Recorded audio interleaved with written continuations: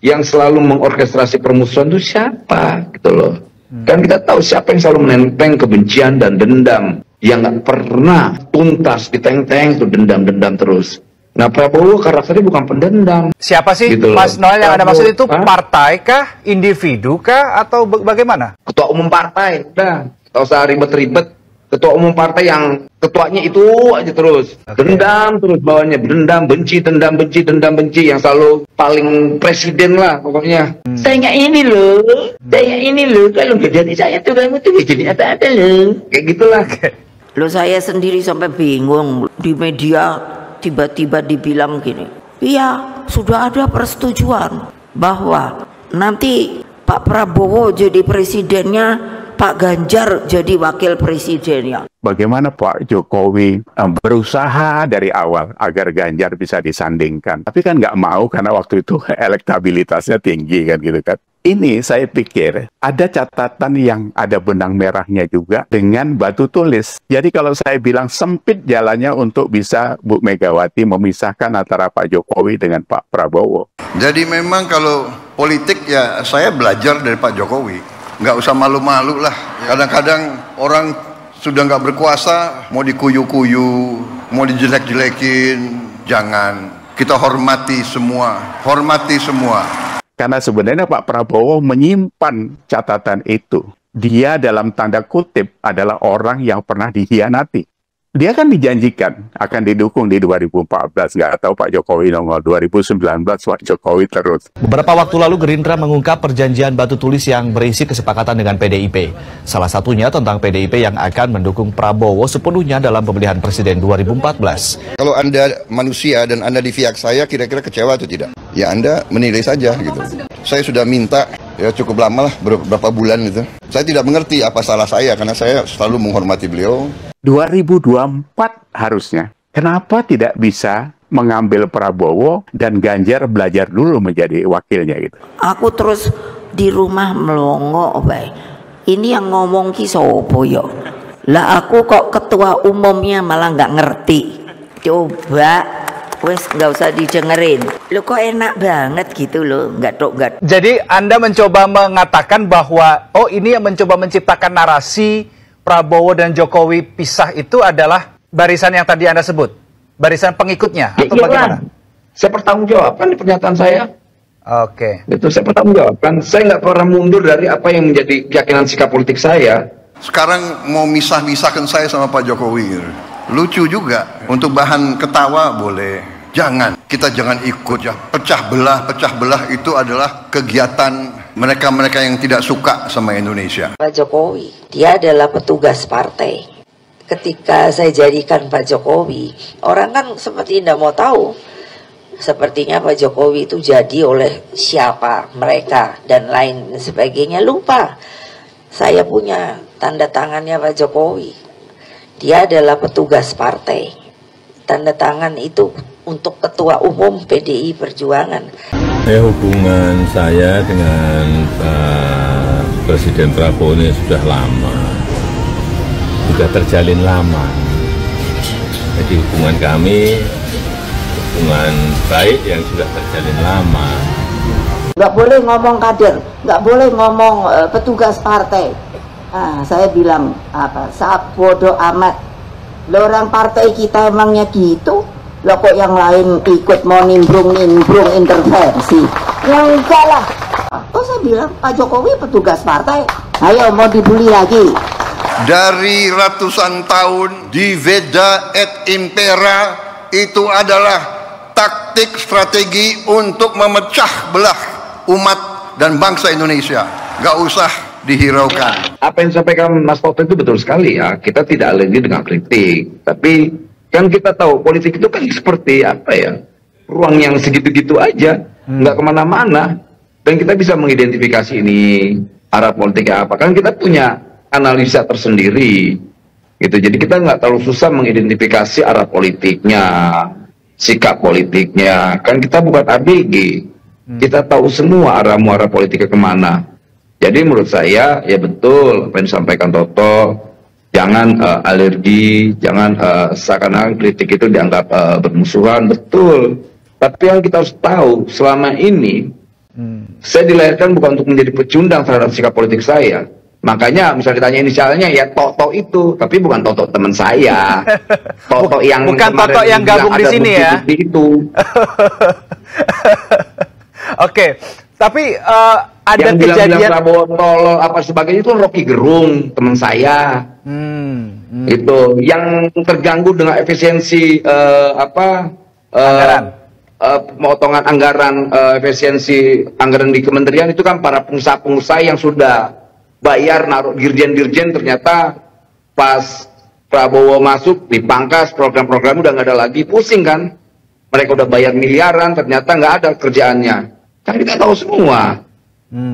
Oke, Mas Noel, ini menarik tadi ada yang disampaikan sama Mas Toto nih. Jadi memang betul ada pihak yang mencoba terus membangun narasi-narasi yang ingin mencoba memisahkan itu, tapi ada juga loh tokoh-tokoh yang menarasikan, mengingatkan begitu sebagai reminder. Nah, saya ingin fokus yang pertama nih. Tadi yang disampaikan Mas Toto, memang ada yang mencoba untuk memisahkan atau memecah belah ataupun apapun lah istilahnya. Pertanyaan saya gini, Pak Jokowi sama Pak Prabowo terganggu tidak? Sampai ada sempat ada clash gak gara-gara narasi yang tadi kita udah singgung bareng-bareng tuh? Halo, Mas Noel? Mas Noel kan? Saya. Ya, Mas Noel. Pak Prabowo sama Pak Jokowi sampai terganggu tidak dengan adanya isu? Pak Prabowo sama Pak Jokowi sampai terganggu tidak dengan isu-isu ini seakan-akan dipisahkan, ingin dipisahkan dengan berbagai narasi? Terganggu tidak hubungan keduanya itu? Enggak, sama sekali tidak. Bahkan makin mesra. Karena dia bicara tentang ke depan, bukan ke belakang. Jadi menurut dia itu sampah, kerikil-kerikil sampah yang nggak mesti harus direspon. Walaupun sedikit mengesalkan ya, buang energi dikit iya, gitu. Tapi dia asa bodoh tuh Pak Prabowo, karena dia orientasinya bicara tentang masa depan bangsa ini. Apalagi Pak Jokowi ya, Pak Jokowi saya sudah terbiasa dihina, dihianatin, diapain. Pak Prabowo juga sama, saya dihianatin, difitnah, diapain segala-galanya udah, gitu ditolol-tololin, bahkan nolol-nololin dia tuh ya sering dikasih duit. Ya, Prabowo Subianto mengaku kecewa karena Megawati Soekarno Putri ingkari perjanjian koalisi yang mereka sepakati 2009 lalu. Menurutnya Megawati selaku Ketua Umum PDIP seharusnya dapat membicarakan hal ini dengannya. Beberapa waktu lalu Gerindra mengungkap perjanjian batu tulis yang berisi kesepakatan dengan PDIP. Salah satunya tentang PDIP yang akan mendukung Prabowo sepenuhnya dalam pemilihan presiden 2014. Prabowo mengaku telah meminta waktu untuk bertemu dengan Megawati, namun pertemuan tersebut tidak terrealisasi. Prabowo menegaskan dirinya tidak pernah berkonflik dengan Megawati. Selama ini ia juga selalu menghormati Ketua Umum PDIP tersebut sebagai sosok nasionalis. Nah, kalau Anda di pihak saya, kira-kira kalau Anda manusia dan Anda di pihak saya, kira-kira kecewa atau tidak? Ya Anda menilai saja gitu. Saya sudah minta ya cukup lama lah, beberapa bulan gitu. Saya tidak mengerti apa salah saya, karena saya selalu menghormati beliau dan saya tidak merasa berbuat apa-apa.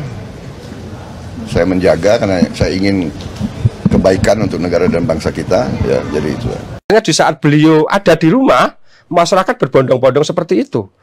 Loh, ini kan tokoh luar biasa. Loh, kayak gitu kok ya di kuyo-kuyo gitu loh. Kayak gitu kok ya dikeluarkan partai. Lah saya malah mikir, malah semakin meyakini saya untuk mencintai beliau. Itu yang pertama. Masyarakat cuma datang pingin foto, termasuk saya pingin foto. Nah di situ ada cerita sedikit. Saya kan ini datang, beliau jabat tangan kepada masyarakat umum. Saya ditanya, Pak Sudarsono, pripun kabar? Saya gelek, merinding, berdiri saya. Padahal saya masuk saja dengan pengamanan di sana sangat sulit. Ya kan? Pak Sudarsono pripun kabar? Kok beliau tahu saya? Ternyata beliau itu memang benar-benar orang hebat. Daya ingatnya, feelingnya, mungkin ya mata batinnya dan sebagainya. Tahu itu Darsono. Padahal saya belum pernah sowan, ketemu, komunikasi sama beliau. Beliau jawab, jabat tangan. Cuma itu. Semakin meyakini saya. Semoga suatu saat saya bisa begini diskusi, ngopi, Pak ini pripun ya Pak? Apa Pak kita dirikan paguyuban alumni pecatan PDI ya Pak? Nah, mungkin ya. Mohon maaf Pak. Minta tambah satu. Tadi yang mencintai saya, ya, yang tambah cinta saya. Kedua Mas, setelah dari rumahnya, saya ke masjid baru apa namanya? Masjid Syekh Zayed ya? Ya, ya Allah. Ternyata ribuan orang dari siang sampai jam 10 malam. Saya pernah orang di politik, saya tanya. Waktu di rumah beliau ada yang dari Kediri, ada yang dari Banyumas, ibu-ibu apapun datang sendiri. Di masjid pun sama, dari berbagai daerah. Ini saya tegaskan, PDI Perjuangan kehilangan besar. Bodoh orang seperti ini kok diberhentikan. Tapi itu pendapat saya, kalimat bodoh itu menurut saya, tanggung jawab saya. Tokoh-tokoh seperti ini kok dipecat. Ya apakah mau kerdil, tapi monggo itu kuasa yang punya partai ya. Beliau-beliau yang sekarang ada. Tapi bagi saya semakin menambah cinta saya. Orang baik seperti itu kok terhina. Saya berusaha untuk menjauhkan Pak Prabowo dan Pak Jokowi. Yang baik gimana Pak?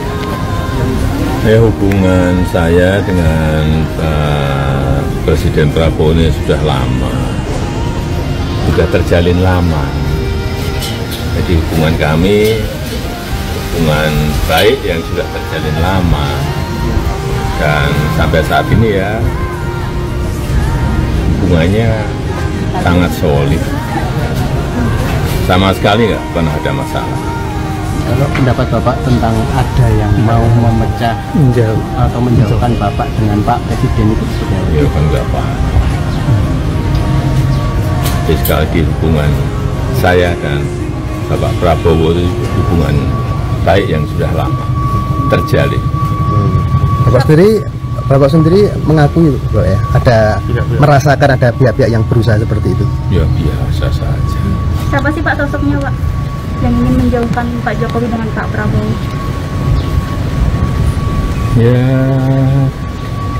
Ya. Politik juga. Kemarin juga kan Pak Prabowo sempat bilang kalau beliau itu juga belajar politik dari Bapak. Belajar makanya Pak Prabowo. Saya yang belajar politik ke Pak Prabowo. Salah satunya kan jenengan mengenalkan Bukovifa ke Pak Prabowo. Ya kalau itu ya benar.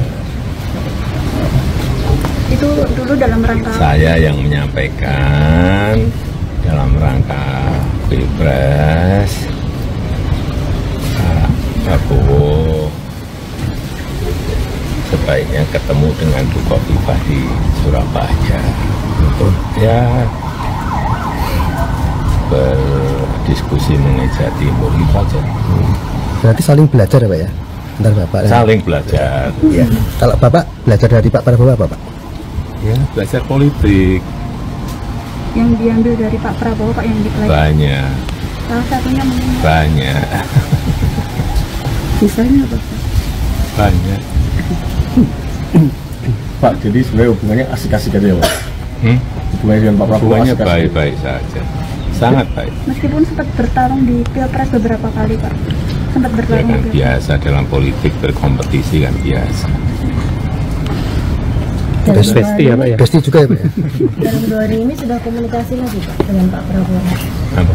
Dalam 2 hari ini? Tahu pas ke Jakarta kan sering ketemu waktu di perkawinan putrinya Pak Akbar Tanjung, ketemu lama waktu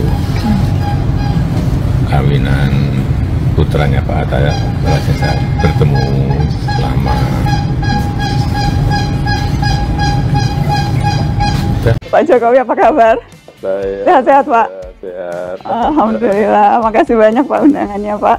Terima kasih. Aduh. Saya di sini, terima kasih Bapak. Iya, silakan Pak. Itu 5 menit. Iya Pak. Saya boleh lihat Pak? Iya Pak. Rasanya ini pemandangan yang hampir setiap hari kita lihat di kediaman pribadi Pak Jokowi. Puluhan warga berdatangan sekedar untuk menyapa, bersalaman dan berfoto dengan Pak Jokowi. Oh, tidak hanya pengunjung biasa sebetulnya. Pejabat juga kerap kali datang ke kediaman Pak Jokowi. Sebutlah Menko Pangan Zulkifli Hasan, Menteri Kehutanan Raja Juli Antoni, Menteri Koperasi Budi Ari. Kedatangan pejabat mantan Menteri Pak Jokowi yang sekarang menjadi Menteri di pemerintahan. Dia kan dijanjikan akan didukung di 2014, nggak tahu Pak Jokowi nongol. 2019 Pak Jokowi terus. 2024 harusnya. Kenapa tidak bisa mengambil Prabowo dan Ganjar belajar dulu menjadi wakilnya gitu? Ini kalau nggak ada usaha seorang Jokowi, hutang itu akan menjadi catatan luar biasa, hutang janji itu. Jadi sebenarnya Pak Jokowi itu kan membayar hutangnya Megawati. Kalau kita lihat hubungan antara PDIP dengan Pak Jokowi, ya kan, sebenarnya kan yang membuat suasana politik kita saat ini terus panas, kan hanya karena residu politik kekalahan PDIP ketika ditinggalkan oleh Pak Jokowi, karena Pak Jokowi lebih memilih ke Pak Prabowo. Apa sih sebenarnya menurut Pak Iyas kesalahan-kesalahan yang substansial atau struktural yang dilakukan oleh Pak Jokowi kepada Bu Ketum ini, Bu Mega ini, sehingga sakit hatinya sampai mendalam seperti saat ini, Pak Iyas? Jangan dibalik lagi, Mas Budi. Pertanyaannya, balik ya. Pertanyaannya itu, apa yang dilakukan Megawati kepada Jokowi? Jokowi itu kan menang pemilihan wali kota 2 kali, gubernur sekali, presiden 2 kali, ya kan? Megawati nyalon jadi presiden 3 kali, nggak ada yang milih. Nah, karena sifat dasarnya Bu Mega, sekali lagi saya mohon maaf, selalu meminta dia itu keputusannya itu harus dihormati, ya kan? Padahal Pak Jokowi itu seorang yang saya pikir punya darah negarawan yang luar biasa, sehingga yang dipikirkan itu ya negara sama dia, ya kan? Soal kesalahan di sana sini, kekurangan manusiawi lah saya pikir. Nah, itu yang membuat mereka itu tidak suka kepada Jokowi. Karena apa? Target mereka untuk terus melanggengkan pemerintahan di tangan PDIP ini kan jadi gagal, gitu. Ya kan? Padahal ya karena Jokowi 2 periode terakhir karena Jokowi kan gitu. Buktinya loh ditinggal Jokowi tinggal 16%. Ya kan? Kalau tuduhan yang masuk akal itu menurut saya Pak Iyas, tuduhan yang bisa diterima sebagai kesalahan Pak Jokowi adalah tidak taat pada garis kebijakan partai. Partai waktu itu, PDIP waktu itu memutuskan seluruh kader mendukung Ganjar Pranowo sebagai capres, kan begitu. Pak Jokowi mestinya sebagai kader PDIP juga tegak lurus seperti itu. Nah, itu yang dianggap kesalahan yang tidak bisa termaafkan. Menurut Pak Iyas, sepakat nggak sih hukumannya sampai seperti ini sekarang, sampai dipecat, difitnah sedemikian rupa, di grounded, ya kan, dijelek-jelekin gitu loh. Apa ya seperti itu sikap sebagai seorang politik? Tidak, saya sangat tidak setuju karena ini bicaranya ranah presiden ya. Ya. Konteksnya itu tidak bisa dikecilkan urusan PDIP. Karena kebijakan Pak Jokowi, sikap Pak Jokowi itu untuk bangsa Indonesia. Kan presiden ini bukan ketua RT, bos. Pak Prabowo itu sudah dielus sejak 2019. Ini orang kan berpendidikan baik. Dulu punya catatan-catatan, saya aja pernah menyerang Pak Prabowo 10 tahun. Gitu. Tapi setelah kita sadar, kalau dalam kerangka yang dia bangun itu ada kebaikan dan punya kapasitas, ya memang ini porsinya dia gitu. Sekarang saya bukan mengecilkan Ganjar. Lu bisa ngebayangin nggak kalau Ganjar jadi presiden sekarang? Kalau dia jadi sebagai petugas partai. Kan isunya Roma Hurmuji pernah bicara soal Pak Jokowi di Bali sudah dikuyok-kuyok karena menterinya kurang banyak dan sebagainya. Itu kan sudah rahasia umum, Mas Budi. Iya. Kan minta jatah. Kan Bu Mega waktu 2019 kan nggak moh kata gitu. Kan? Moh. Masa pemenang kok kan gitu kan. Itu gaya jadi. Apa urusan negara ini cuma boleh PDIP saja yang ngurus. Ya, kalau dia memberi sanksi kepada Pak Jokowi dalam koridor kepartaian sampai dipecat pun itu haknya mereka, nggak ada masalah. Tapi Pak Jokowi itu adalah Presiden Republik Indonesia. Jadi sekarang buktinya pun dari sekarang ini. Saya kan harusnya kemarin ke sana ke Solo tuh. Mas saya lihat padat banget rumahnya tiap pagi. Saya tanya kawan-kawan di Solo, Pak Bianco kemarin jam 4 baru bisa. Jam 4 pagi gitu ya, kalau mau ngantri gitu. Nah itu kan menunjukkan bahwa begitu luar biasanya rakyat ini kepada Jokowi.